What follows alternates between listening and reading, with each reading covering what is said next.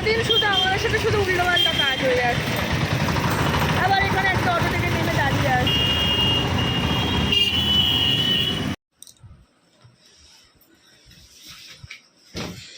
তো বন্ধুরা আমাকে দেখা যাচ্ছে তো? আজকে আমার সাথে কতগুলো স্ক্যাম হয়েছে জানো, মানে সেই সকাল থেকে শুরু হয়েছে। আজকে বৃহস্পতিবার, আর হচ্ছে ছেলেকে নিয়ে স্কুলে বেরিয়েছি। আজকে একটু লেট হয়েও গিয়েছিলাম। তো লেট হওয়ার জন্য কি হয়েছে, মানে আমাকে ওই ফাঁড়ি পর্যন্ত না হেঁটে হেঁটে যেতে হয়নি। অটো ধরতে হলে আমাকে এই সামনের স্ট্যান্ড ছেড়ে ওই স্ট্যান্ডে অটো স্ট্যান্ডে যেতে হয়, মানে সকালবেলা অটো পাওয়া যায় না এই সামনের স্ট্যান্ডটাতে। তো ছেলেকে নিয়ে অনেকটা হাঁটতে হয়, প্রায় 10 মিনিটের মতো, মানে তাও কি ছুটে ছুটে হাঁটি এরকম একটা ব্যাপার। তো ছুটে ছুটে হেঁটে আর কি অটোয় উঠি, তারপর তো অটো ভর্তি হলে তবেই ছাড়ে। তো আজকেও বেরিয়েছি 5টা 40-এ, দেরি হয়ে গিয়েছিল আজকে। আমি অন্যদিনে 5:30টায় বেরোই, তো 5টা 40-এ বেরিয়েছি। তো পঞ্চতন্ত্রের ওখান থেকে আমি দেখলাম কি অটো যাচ্ছে। প্রথমে একটা অটোতে উঠলাম, তো উনি যাবেন হচ্ছে মেটিয়াপুর ওই গার্লস হাই স্কুল এরকম কোথাও একটা যাবে। তো আমি ভাবলাম যে এখান থেকে আগের দিনেও গিয়েছিলাম, ফাঁড়ি পর্যন্ত চলে যাই ওই অটোয় করে, ওনাকে ভাড়াও দিয়ে দিই। আমি এখান থেকে একটু যাই, 10 টাকা দিয়ে দিই। তো এতটা হাঁটতে কষ্ট হয়, তো আমি ওই অটোয় উঠে পড়ি। তো প্রথমে ওই অটোয় উঠলাম, উঠে দেখলাম কি উনি বললেন আর একটা অটো যাচ্ছিল, তো উনি যাবেন হচ্ছে রামনগর। তো উনি আমাকে বললেন যে তাহলে তুমি ওই অটোয় চলে যাও, নাহলে তোমাকে আবার নামতে হবে, তো তুমি রামনগর চলে যাও। তো রামনগরের অটোটায় উঠলাম, তখন কোনো লোকজন ছিল না, আমি প্রথম উঠেছি অটোটাতে। তো অটোটায় উঠেছি, ওঠার পরে আমি স্ট্যান্ডে মানে বাজার পর্যন্ত আমার ছেলে অটোর সিটে বসে গিয়েছে। তখন কিন্তু অটোয় কোনো লোকজন ছিল না, ঠিক আছে। এবারে মানে বাজারটা ক্রস করে মানে স্ট্যান্ডে যাওয়ার আগেই, মানে তোমাদেরকে কোনখানটা বলবো, মানে যেখানটা আর কি ওই শৈলশ্রীর অটোগুলো দাঁড়ায়, তোমরা যারা জানো। তো সেখানে যাওয়ার আগে আমি আমার ছেলেকে কোলে নিয়ে নিয়েছি। তো আমার পাশে একজন ছিলেন, উনি বললেন যে এখন তো ফাঁকা অটো, আপনি বসিয়ে দিন না। আমি বললাম না না ঠিক আছে। তো আমি কোলে নিয়ে নিয়েছি। এবার ড্রাইভার কিন্তু অটো দাদা কিন্তু আমাকে তখনই দেখেছে যে আমাকে কোলে নিয়ে নিয়েছে, তো উনি তখন আমাকে কিছুই বলেনি। এবারে আমাকে বললো, তখন হচ্ছে সুতরকল ছেড়ে গিয়ে প্রায় মেটিয়ারগঞ্জের কাছাকাছি আমি চলে গিয়েছি। তখন উনি আমাকে বলছেন, হ্যাঁ আপনি এখন কোলে নিয়ে রেখে দিয়েছেন, আপনাকে ভাড়া দিতে হবে। আমি বলছি কেন, আমি তো কোলে অনেকক্ষণ আগে নিয়েছি। না এরকম করলে হয় না, আপনি তো প্রথমে তো ওকে অটোতে বসিয়েই ছিলেন। আমি বলছি দেখুন দাদা, সব দাদারাই বলে যে এখন ফাঁকা আছে বসিয়ে দিন। ঠিক আছে আপনি যখন বলছেন, আমি তর্ক করতে চাইছি না, আমি ভাড়া দিয়ে দেবো। কিন্তু আমি যখন ওকে কোলে নিয়েছি তখন তো আপনি দেখেছেন, তাহলে আপনি তখন কেন বলেননি? আমি এতটা রাস্তা কোলে করে নিয়ে এলাম, এখন আপনি বলছেন যে আপনাকে ভাড়া দিতে হবে। ঠিক আছে আমি ভাড়া দিয়ে দেবো বলে আমি ভাড়া দিয়ে দিয়েছি। আমার কিন্তু মানে কষ্টটা বেকারই হলো, আমি তাহলে সিটে বসিয়ে নিয়ে যেতাম। তো তখন আমি ওকে সিটে বসিয়েছি, মানে মেটিয়ারগঞ্জ থেকে রামনগর পর্যন্ত সিটে গিয়েছে। তো আমি পুরো ভাড়াটা দিয়েছি, এখান থেকে 20 টাকা ভাড়া, ওর 20 টাকাই দিয়েছি, ঠিক আছে। তো ওটা হলো প্রথম।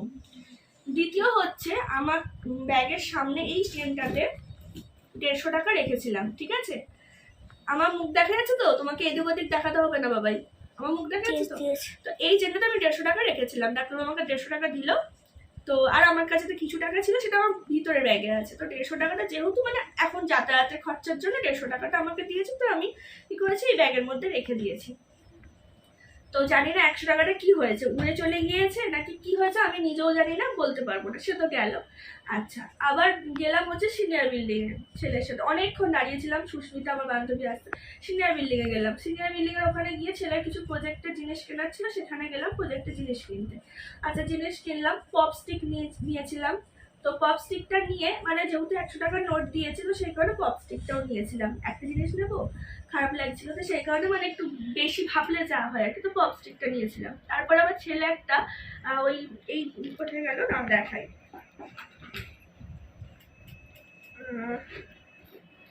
ছেলে একটা কোথায় গেল, এই যে এই টেপটা নিয়েছে, এইটা ঠিক আছে। জানি না এটাও কি কাজে লাগাবে, এটাও অনেকদিন থেকেই বলছে। তো যারা দেখতে পেয়েছে বললো মামাকে দাও, তো নিয়েছে। নিয়ে এবারে আমি তখন আমার কিন্তু আগেই ওই প্রজেক্টের যেগুলো জিনিসগুলো সেগুলো আর ওই পপস্টিকের টাকাটা পেমেন্ট করে দিয়েছিলাম। তো তারপর যখন দোকান থেকে বলছি তখন বলছি মা তোমাকে কিনে দিলেন, তখন আবার গিয়ে এটার দাম জিজ্ঞাসা করলাম। তো আমি আবার ওনাকে টাকাটা দিলাম। তখন আমি বললাম ঠিক আছে দাদা, তাহলে যখন আমি দুটো জিনিসই দিচ্ছি আপনি পপস্টিকটা রেখে দিন, তাহলে আমি পপস্টিকের টাকাটা মানে আমি ফেরত পাবো, তাই তো। তো আমি এমন মাথা মোটা, ভালো করে উঁচু করে তোলো, নিচে হাত দাও, নিচে হাত দাও, ফোনের এই হাতটা নিচে দাও, হ্যাঁ ঠিক আছে। তো আমি এত মাথা মোটা, আমি তো পপস্টিকটা ফেরত দিলাম ওই কারণে যাতে এই মানে ওইখান থেকে 20 টাকা থেকে কিছু টাকা মাইনাস হয় পপস্টিকের। তো উনি আমাকে ফেরত দিলেন, পপস্টিকের টাকাটা কিন্তু ফেরত দেননি উনি। আমি কিন্তু জানি যে পপস্টিকের টাকাটা উনি এখান থেকে কেটে নেবেন, ওই টাকা থেকে কেটে নেবেন, তো উনি ফেরত দেননি। আমি কিন্তু জানি আমার 10 টাকা আমি পাবো, তো আমি 10 টাকা না নিয়ে আমি চলে এলাম। এসে অটোয় বসে আমি ভাবছি কি হলো, আমি 10 টাকাটা কেন, আমার এখানে 10 টাকা কেন দিল না। ঠিক আছে, সে তো একটা স্ক্যাম বলে, সে বাদ দাও, ওটা তো ছোটোখাটো। আচ্ছা, রামনগরে এলাম, রামনগরের অটোতে উঠলাম, উঠে কিছুটা এলাম, আসতে অটো খারাপ হয়ে গেল, বৃষ্টি এলো, অটো খারাপ হয়ে গেল। অটো উনি বললেন যে আপনারা নেমে যান, অনেকক্ষণ চেষ্টা করলেন উনি, তো উনি বললেন আপনারা নেমে যান। তো নেমে গেলাম। এবার বদরতলার অটো পাওয়া খুব মুশকিল, মানে স্ট্যান্ড থেকে না উঠলে, রামনগর থেকে না উঠলে বদরতলার অটো পাওয়া যায় না, খুব মুশকিল। তো এবার দাঁড়িয়ে আছি, তো অটোর পিছনে আরেকজন, এবার সবাই দেখছি নেমে চলে গেলেন। এবার আমার একটা খারাপ লাগলো, কারণ আমি ওখান থেকে রামনগর থেকে ওই মেটিয়ারপুর যে বিরিয়ানির দোকান যেটা আছে সিমলা গোল্ড, ওখানে এসে আমাদের অটোটা নামিয়ে দিয়েছে। তো আমার খারাপ লাগলো, সবাই দেখলাম নেমে চলে গেলেন, মানে ভাড়া দিলেন না। তো উনিও কিছু বলেননি, যেহেতু ওনার অটোটা খারাপ হয়ে গিয়েছে, অন্য অটোতে উঠলে তো পুরো ভাড়াটাই নেবে, তো উনি কিছু বলেননি। আমি ওনাকে কি করলাম, 6 টাকা দিলাম। ওখান থেকে আমার 10 টাকা হয়তো ভাড়া হয়, কিন্তু আমার কাছে খুচরো ছিল 6 টাকা, তো আমি 6 টাকা ওনাকে দিলাম। আমি বললাম এটা রাখুন, একদম। ওনার কিন্তু কেউ ভাড়া দেয়নি, উনি আমাকেও বলেননি। তো যাই হোক, আমি নিজে দিলাম ওটা মানবতার খাতিরে। তো যাই হোক, পিছনে অটো দাঁড়িয়েছিল, বদরতলারই অটো। আমি উঠলাম, বদরতলা জিজ্ঞাসা করলাম, উঠলাম, আমাকে বললো কোথায় নামবেন, আমি বললাম পঞ্চাননতলা। সে তো গেল।